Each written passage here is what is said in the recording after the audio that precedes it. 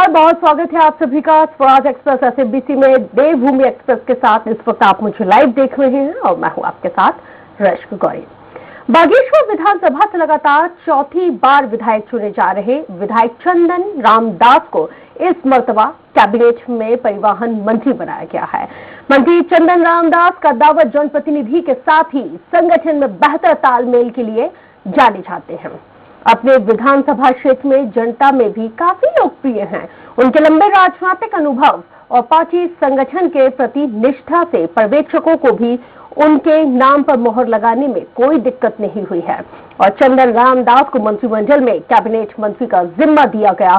Portfolio के हिसाब से अगर बात की जाए तो चंदन रामदास को परिवहन, लघु एवं सूक्ष्म मध्यम उद्योग, समाज कल्याण, अल्पसंख्यक कल्याण जैसे बेहद ही अहम महकमे दिए गए हैं। चंदन रामदास साल 1997 में निर्दलीय विधायक के तौर पर आपको बता दें, निर्दलीय के तौर पर यहां पे वो नगर पालिका बागेश्वर के अध्यक्ष चुने गए और इससे पहले छात्र राजनीति में Chandan Ram MB degree college Haldwani में BA प्रथम वर्ष में निर्विरोध संयुक्त सचिव बने। इसके साथ ही साल 2006 में पूर्व मुख्यमंत्री भगत सिंह कोश्यारी के कहने पर बीजेपी का उन्होंने दामन थाम लिया और उसके बाद साल 2007, 2012, 2017 और 2022 में लगातार चौथी मर्तबा विधायक चुनकर विधानसभा पहुंचे हैं।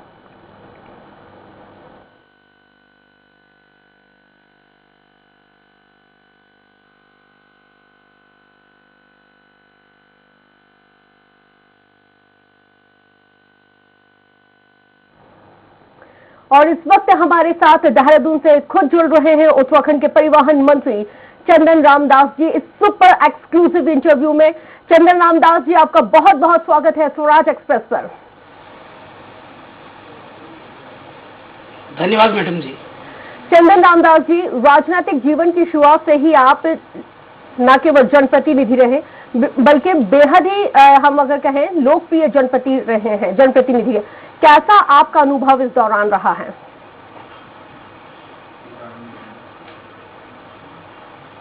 देखिए, मैं बचपन से ही जब MB inter college, MB degree college का छात्र रहा तो मैं जो सहकारिता आंदोलन है उनसे जुड़ के मैंने अपने तराई में सीलिंग भूमि के आवंटन में मैंने बहुत महत्वपूर्ण भूमिका निभाई और मैंने सहकारिता से जुड़कर और सामाजिक क्षेत्र से जुड़कर, NGO से जुड़कर मैं 1980 में मैंने खादी ग्रामोद्योग आयोग मुंबई से प्रशिक्षण प्राप्त किया और मैंने लघु उद्योग, खादी ग्रामोद्योग में विशेष दक्षता हासिल करी और मैं सामाजिक क्षेत्रों में NGO के द्वारा अपने स्कूल हैं, बालवाड़ी हैं, आंगनबाड़ी केंद्र हैं, सामाजिक क्षेत्र में मैंने अपने जीवन की शुरुआत की है। इसलिए मुझे ग्रास रूट की पूरी जानकारी है और सामाजिक क्षेत्र में क्या क्या काम किए जा सकते हैं, अंतिम छोर पर बैठे हुए व्यक्ति की हम क्या मदद कर सकते हैं, इसका मुझे अनुभव है।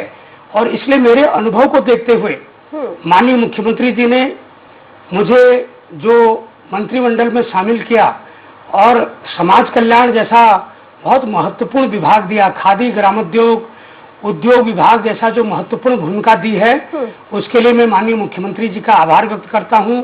और मुझे एक अवसर मिला है कि मैं इन विभागों के माध्यम से चाहे स्वरोजगार को सृजित करने का काम हो, वो चाहे समाज के अंतिम छोर पर बैठे हुए विधवा, दिव्यांग और वृद्ध की सेवा करने का काम हो, छात्रों के कल्याण करने का काम हो, अल्पसंख्यकों को शिक्षा देने का काम हो, ये बहुत महत्वपूर्ण काम मैं कर सकता हूँ। ये मेरी रुचि भी थी और आज मुझे सौभाग्य भी मिला है मैडम जी। बिल्कुल, वाकई में, क्योंकि ये सौभाग्य आपको प्राप्त हुआ है और निरंतर आप जनता की सेवा भी करते आ रहे हैं। लगातार जनता की सेवा का अवसर आपको मिला है। वो क्या विकास के कार्य हैं जिन्हें आप अभी तक नहीं कर पाए हैं और आपकी प्राथमिकता है उनमें शुमार है प्राथमिकता में जिनको आप आगे करेंगे?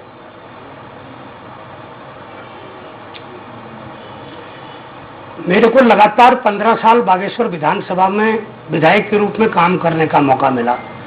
मैं सौभाग्यशाली हूँ। मेरे विधानसभा में कोई ऐसा गांव नहीं है जहां आज रोड नहीं हो, कोई ऐसा घर नहीं है जहां बिजली नहीं हो, कोई ऐसा घर नहीं है जहां पानी नहीं हो। मैंने सारे हाई स्कूल, मैंने सारे इंटर कॉलेज सीधे मैंने सड़कों से जोड़ने का काम किया। मेरा जो एक महाविद्यालय है उसको मैंने कैंपस का दर्जा देने का काम किया। बागनाथ का जो मंदिर है उसमें मैंने बहुत बड़ा धर्मशाला और उसका मैंने बहुत बड़े रूप में संग्रहालय का काम किया है। 800 साल पुराना काल भैरव का ऐसा मंदिर बन रहा है बागेश्वर में, ऐतिहासिक मंदिर बन रहा है। मैंने 32 फीट बहुत बड़ी भगवान भोलेनाथ की मूर्ति बनाई है और सरयू में बागनाथ मंदिर और नुमाइश खेत को जोड़ने का एक सुंदर पुल बनाया है। मैंने बागनाथ को और बागेश्वर को मैंने हरिद्वार की तर्ज पर विकसित करने का जो सपना किया था वो आज साकार रूप में आ रहा है। और मेरे विधानसभा क्षेत्र में मैंने बहुत से काम किए हैं, मगर कुछ काम मेरे महत्वपूर्ण रह गए थे। बागेश्वर में सरयू, गोमती और सुषुप्त सरस्वती का संगम है। मैं चाहता हूं कि वहां सीवर लाइन बने और सीवर लाइन के लिए कुछ तकनीकी खामियां आ रही हैं कि मुझे वहां पर 85 MLD पानी मिल रहा है, मगर मुझे 135 MLD पानी चाहिए। मेरी 2 नगरीय पेयजल योजनाएं बन रही हैं जो 80% पूर्ण होने की स्थिति में है। उनके पूर्ण होते ही मुझे 135 MLD पानी उपलब्ध हो जाएगा और मेरा बागेश्वर में सीवर लाइन का सपना भी पूरा हो जाएगा। मैं जिला स्तरीय स्टेडियम बना रहा हूँ खेल का, जिसमें भूमि का चयन हो गया, NPP जमा हो गई और खेलो इंडिया के तहत 35 करोड़ रुपए का प्रोजेक्ट भारत सरकार को जा रहा है। ये भी मेरा सपना पूरा होने जा रहा है। एक राजीव नवोदय विद्यालय है, उसमें उसके भवन को भी जमीन का मामला ठीक हो गया है।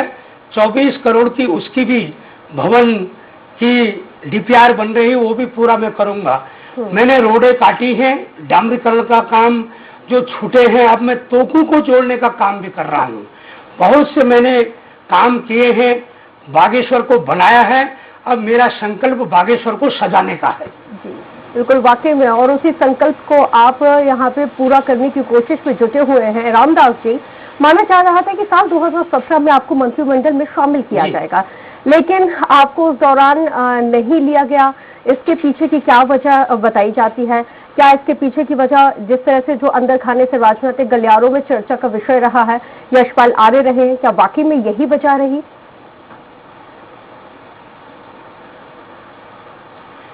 देखिए, 2017 में जो भी परिस्थिति हुई हूँ वो हमारे राष्ट्रीय नेतृत्व का निर्णय था और एक कार्यकर्ता के नाते, एक निष्ठावान कार्यकर्ता के नाते मुझे इसमें कोई मलाल नहीं। जब समय आता है अच्छा तो मिल जाता है, इसलिए मैं माननीय मुख्यमंत्री जी का, अपने केंद्रीय नेतृत्व का मैं धन्यवाद दूंगा। मुझे मौका मिला है, इसको ईमानदारी निष्ठा से निभाएंगे।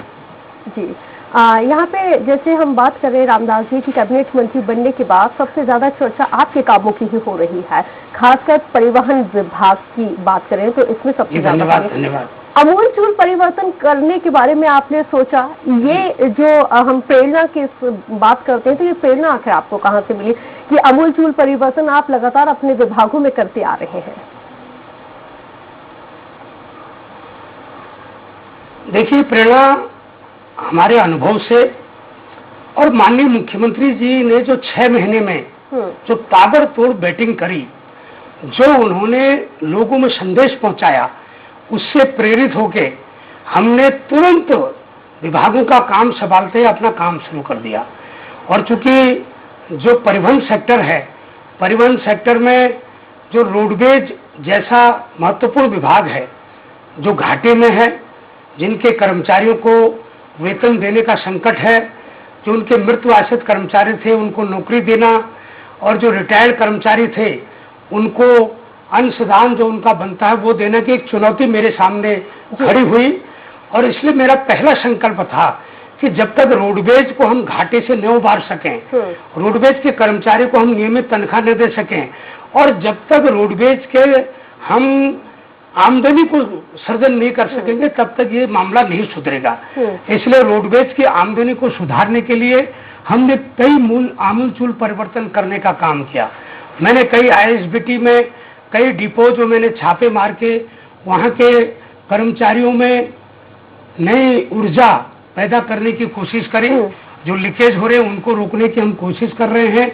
रोडवेज की आमदनी बढ़ाने के लिए हम इलेक्ट्रिकल बसें, हम चार्जिंग स्टेशनों का सर्जन और हमारे बहुत से हम नए काम करने की हमारे जो सोच है, जिसके कारण एक तो जो डीजल पेट्रोल के दाम बढ़ रहे हैं उससे जनता में बोझ न पड़े और इलेक्ट्रिक बसों से अच्छी यात्रा हो, सुलभ यात्रा हो। आजकल यात्रियों की कमी नहीं है, कमी है उनको सुविधा देना। और यदि हम अच्छा काम कर सके रोडवेज में, तो रोडवेज में हम आमदनी भी बढ़ा सकते हैं और रोडवेज के कर्मचारियों का हम ठीक ढंग से परिवर्तन भी कर सकते हैं और जो एक हमारा महत्वपूर्ण सेक्टर है अपना, उसको भी हम ठीक ठाक कर सकते हैं।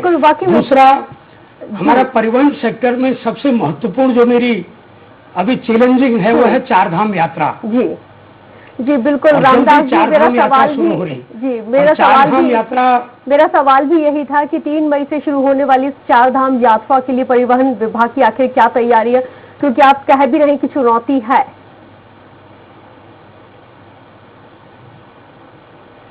जी, चारधाम यात्रा के लिए माननीय मुख्यमंत्री जी ने भी अपने स्तर से उच्च अधिकारियों से बैठक की है और मैंने स्वयं अपने परिवहन विभाग के अधिकारी, निजी वाहन स्वामी और जितने भी हमारे चारधाम यात्रा से जुड़े हुए व्यवसायी हैं, सबके साथ मैंने संयुक्त बैठक की है। मैंने उनकी समस्या को भी सुना है, मैंने विभाग की समस्याओं को भी सुना है और सबसे कोऑर्डिनेशन करने के बाद मैंने ये सुनिश्चित किया है कि चारधाम यात्रा को हम इस बार निष्कंटक बनाएंगे, सुविधाजनक बनाएंगे, क्योंकि कोरोना काल के बाद बहुत दिनों से चारधाम यात्रा हो रही है।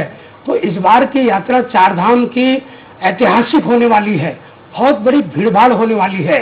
इसलिए हम सभी सेक्टर का हमने परीक्षण भी किया है, अवलोकन भी किया है, दिशा निर्देशन भी किए हैं और मेरा अनुमान है कि इस बार की जो ऐतिहासिक चारधाम यात्रा होगी उसको हम निष्कंटक रूप से पूरा करेंगे, दूर करेंगे, आने वाले यात्रियों को सुविधा देंगे और ऐतिहासिक इस चुनौती को हम पूरा करने का काम करेंगे। जी बिल्कुल रामदास जी, क्योंकि यात्रा से पहले किराया बढ़ाने पर विचार किया जा रहा है, क्या वाकई में किराया बढ़ाया जाएगा? क्योंकि देखिए महंगाई तो चारों तरफ है और पेट्रोल डीजल के दामों में भी इजाफा हो रहा है, जिसके चलते हो सकता है ये फैसला लिया जाए। तो क्या वाकई में किराया बढ़ाया जाएगा और महंगाई से त्रस्त जनता को आखिर कब तक निजात मिलेगी? निश्चित रूप से इस बीच जिस तरीके से अंतर्राष्ट्रीय बाजार में डीजल और पेट्रोल के दाम बढ़े हैं और जिसके कारण वास्तव में हमारे परिवहन व्यवसायी वास्तव में दिक्कत में हैं और कोरोना के कारण और भी पर्यटन के साथ साथ जो हमारा परिवहन व्यवसाय है वो वास्तव में बहुत नुकसान हुआ है। और मेरा मानना है कि उनकी मांग भी जायज है, मगर मैं आपको बताना चाहता हूं कि हमारी 5 अधिकारियों की कमेटी है, उनकी रिपोर्ट एसटीए की बैठक में होनी है और मेरे पास ये मामला आएगा और मैं माननीय मुख्यमंत्री जी की सहमति से और इसको अपने सभी वरिष्ठों के सहयोग से मेरा प्रयास होगा कि ये जो चारधाम यात्रा है उससे पहले अगर हम कोई निर्णय लेंगे तो हम ये जो वाहन व्यवसायी हैं उनके हितों को भी देखते हुए और जो हमारे पर्यटक आ रहे हैं उनके हितों को भी देखते हुए कोई सम्मानजनक निर्णय लेंगे, ऐसा मैं आपको विश्वास दिलाता हूँ। जी क्योंकि जनता को आपके वादे पर और आपके कथन पर पूरी तरह से विश्वास है और वो क्योंकि आपकी कार्यप्रणाली को बेहद ही बेहतर तरीके से भी समझती है, क्योंकि आप भी जानते हैं कि आप बेहद लोकप्रिय हैं। इसके साथ अगर हम रामदास जी बात करें, क्योंकि कई ऐसे राज्य हैं जहाँ पर परिवहन विभाग लगातार घाटे में रहा है, जिसके चलते वहाँ पे उन परिवहन विभाग को बंद कर दिया गया। और वहीं अगर हम बात करें अगर उत्तराखंड के सिनेरियो में, तो परिवहन विभाग लगातार घाटे में तो यहाँ भी चल रहा है। इस संकट को दूर करने के लिए आखिर क्या कोशिश की जा रही है, क्योंकि जिम्मेदारी बड़ी है और आप इस चुनौती का सामना भरपूर और बेहद ही डटकर कर रहे हैं? इस बीच इस चुनौती को दूर करने के लिए हमने कई आयाम शुरू किए हैं और मैं आज आपको बताना चाहता हूं कि 6 महीने का बैकलॉग हुआ करता था वेतन का, अब हम 2 महीने पर ले आए हैं। और अभी माननीय मुख्यमंत्री उत्तर प्रदेश और माननीय मुख्यमंत्री हमारे उत्तराखंड धामी जी के नेतृत्व में हमको 105 करोड़ की धनराशि उत्तर प्रदेश से भी मिली है। तो उससे हमारा यहाँ का इंफ्रास्ट्रक्चर डेवलप होगा। हम ISBT को, अन्य डिपो को हम इनके संचालन के लिए काम करेंगे। अभी मैं 4 दिन पहले अपने ट्रांसपोर्ट नगर के डिपो को देखने को गया था और वहाँ की स्थिति बहुत गंभीर थी और मैंने उसकी गंभीरता को देखते हुए दूसरे दिन तत्काल 4 करोड़ 57 लाख रुपया हमने जारी कर दिया है। हम धीरे धीरे डिपो को, स्टेशनों को सुधारेंगे और जो भी हमारी घाटे की स्थिति है उसको हम पाटने का काम करेंगे। साथ साथ हम इनकम जनरेट करने के लिए नई नई चीजें हम ला रहे हैं। हम इलेक्ट्रिकल बसों के माध्यम से, चार्जिंग स्टेशनों के माध्यम से, डीजल और जो हमारे पेट्रोल के दाम बढ़ रहे हैं उनके लिए भी कोई वैकल्पिक रास्ता निकाल के हम आने वाले समय में रोडवेज को भी घाटे से उबारेंगे और रोडवेज को हम परिपूर्ण बनाने का पूरा प्रयास कर रहे हैं। आपको मैं विश्वास दिलाता हूँ जी। और यातायात की अगर बात की जाए तो यातायात की बात में हमेशा लोगों का जो ज्यादा भरोसा है वो निजी वाहनों पर रहता है, निजी परिवहन पर होता है।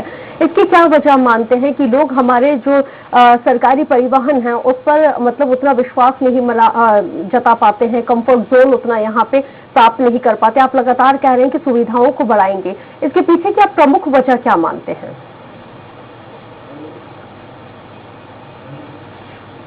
आपने देखा होगा जो प्राइवेट सेक्टर में जो सर्विस प्रोवाइड करते हैं और जो हमारे सरकारी रूप में जो सर्विस प्रोवाइड करते हैं उनमें कुछ अंतर है।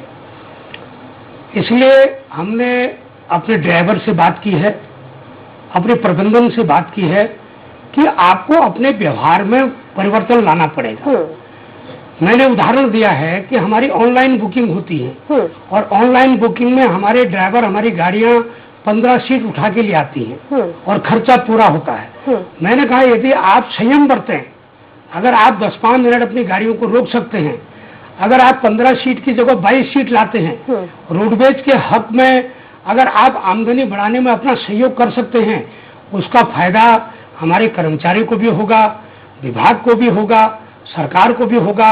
इसलिए हमारे चाहे ड्राइवर हो, चाहे कंडक्टर हो, चाहे हमारे अन्य जो सेक्टर से लगे हुए अधिकारी हों, मैंने कहा आपको भी व्यवहार में आमूलचूल परिवर्तन लाने की आवश्यकता है और चेतावनी भी दी है कि आपको लाना पड़ेगा, जिससे कि हम इस परिस्थिति से उभर सकें और लोगों को ये करना ही आवश्यक होगा, नहीं तो हम कड़ी कार्रवाई भी करेंगे।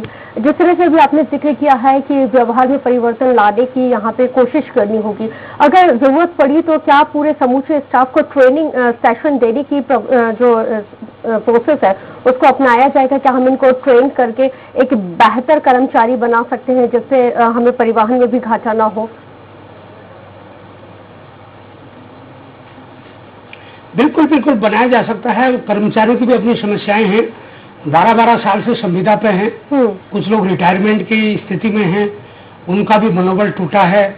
कई लोगों को नौकरी करते करते उनकी मृत्यु हो गई, उनका परिवार भी परेशान है।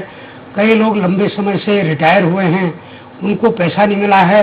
तो धीरे धीरे इन समस्याओं का भी मैं निदान करूंगा और आने वाले समय में जो रिटायरमेंट वाले लोग हैं उनको ये भरोसा होगा कि माननीय मंत्री जी के कथनानुसार हमको आने वाले समय में अगर फायदा होना है अच्छा काम करने से, तो उनमें भी ऊर्जा आएगी और उनमें भी आमूलचूल परिवर्तन उनके व्यवहार में आएगा और हम परिवहन सेक्टर को सुधार सकते हैं। सुधारने के लिए बहुत कुछ गुंजाइश भी है और मुझे उम्मीद है कर्मचारी हमारा सहयोग भी करेंगे। बिल्कुल वाकई में, क्योंकि जहाँ पे रामदास जी कार्य की प्रवृत्ति होती है, सुधार की प्रवृत्ति होती है, वहाँ पे सुधार अपने आप हो जाता है, क्योंकि आप कह भी रहे हैं कि सुधारा जाएगा। और जिस तरह से हम देख रहे हैं आमूलचूल परिवर्तन आप करते आ रहे हैं, ये वाकई में एक नजीर पेश करता रहा है। वहीं रामदास जी, मेरा सवाल ये है कि प्रदेश में छात्रवृत्ति घोटाले को लेकर आपका क्या कुछ कहना है और कब तक आरोपियों को सजा मिलेगी? क्योंकि बड़ा सवाल है, विपक्ष भी लगातार इस पूरे मामले को लेकर लामबंद होता जा रहा है।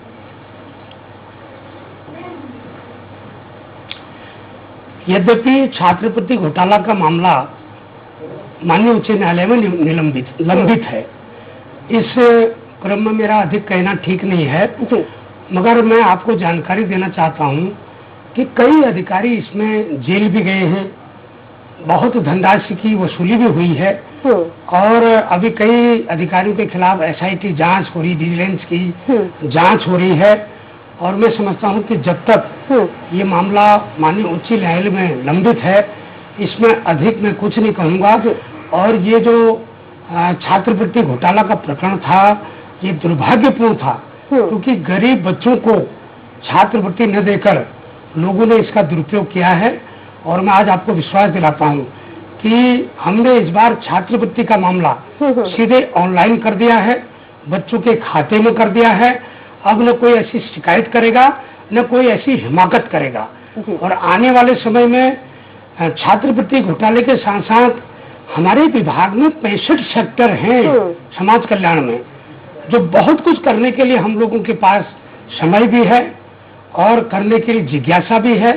हम समाज कल्याण को सशक्त विभाग बनाकर अंतिम छोर पर बैठे हुए व्यक्ति की हम सेवा करने का जो हमने संकल्प माननीय मुख्यमंत्री जी ने हमारी टीम में लिया है, हम उसको ईमानदारी से करेंगे। और शायद इसलिए कहा जाता है कि सबका साथ सबका विकास यहाँ पे प्रदेश सरकार कर रही है और नए नए आयामों को छूती आ रही है। रामदास जी, प्रदेशवासियों को उद्यमिता से कैसे जोड़ा जाए, इसको लेके क्या खास प्लान है ताकि जो हमारा जो युवा है वो पलायन के लिए मजबूर ना हो सके?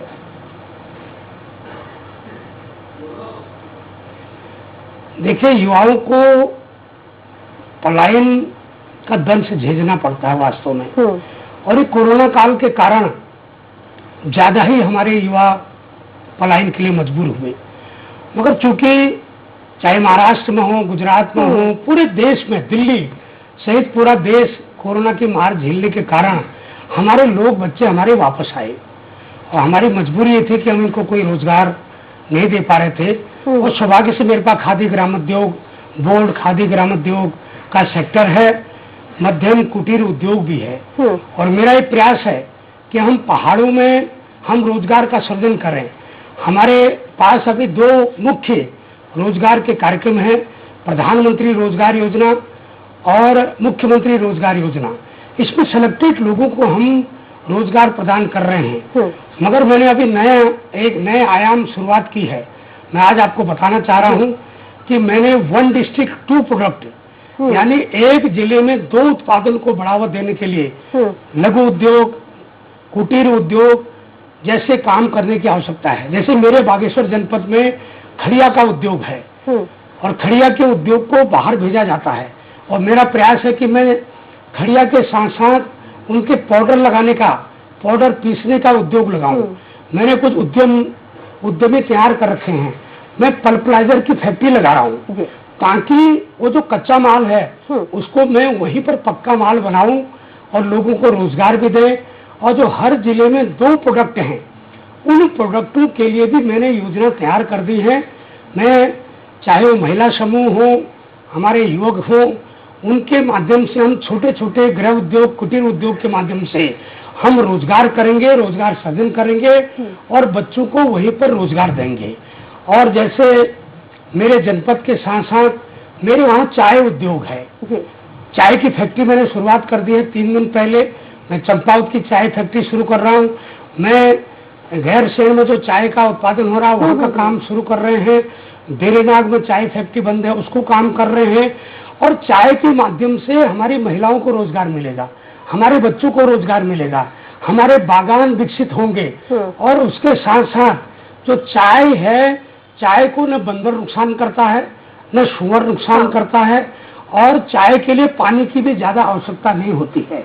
इसलिए हमको ऐसे आयाम पैदा करने पड़ेंगे जिससे स्वरोजगार भी जुड़े, हमारा उत्पादन भी हो और लोगों को रोजगार भी मिले। जब तक हम इन आयामों को पूर्ण रूप में निष्ठा से लागू नहीं करेंगे तब तक खाली भाषण देने के हमारा पलायन रुकेगा नहीं। इसके लिए हमको ठोस नीति बना के हम ईमानदारी से इसको लागू करेंगे। मैं आपको विश्वास दिलाता हूं, अपने विभाग के माध्यम से मैं इस चीज को करके दिखाऊंगा। जी बिल्कुल, क्योंकि कोरोना काल के वक्त जो युवा लौटे हुए थे, उस वक्त लौटे हुए थे, उनको किस तरह से मुख्यमंत्री और आपकी सरकार ने किस तरह से उनको रोजगार देने की कोशिश की है, उनके उद्योगों को बढ़ावा देने की कोशिश की है, ये पूरा देश जानता है, समूचा प्रदेश जानता है। रामदास जी, मुख्यमंत्री चंपावत से चुनाव लड़ रहे हैं, कितनी सेफ आप इस सीट को मानते हैं?